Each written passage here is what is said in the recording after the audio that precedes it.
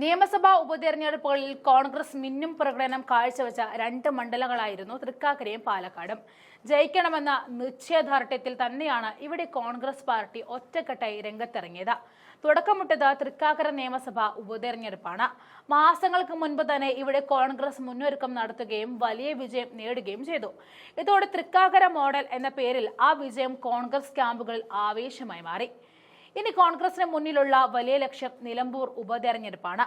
ഒരു കാലത്ത് കോൺഗ്രസിന്റെ ഉരുക്കുകോട്ടയായിരുന്ന നിലമ്പൂർ PV അൻവറിലൂടെയാണ് ഇടത്തേക്ക് ചാഞ്ഞത്.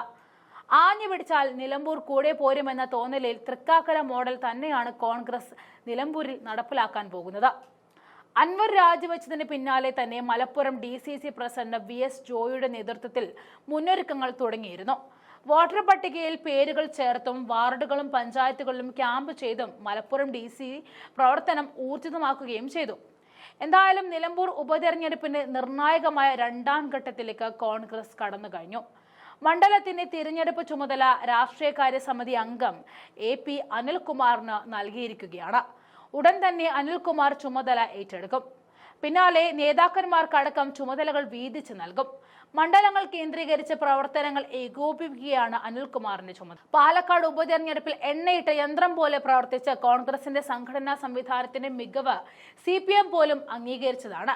അതേ രീതിയിൽ നിലമ്പൂരും പാർട്ടിയെ സജ്ജമാക്കുകയാണ് അനിൽകുമാറിന്റെ മുന്നിലുള്ള ലക്ഷ്യം.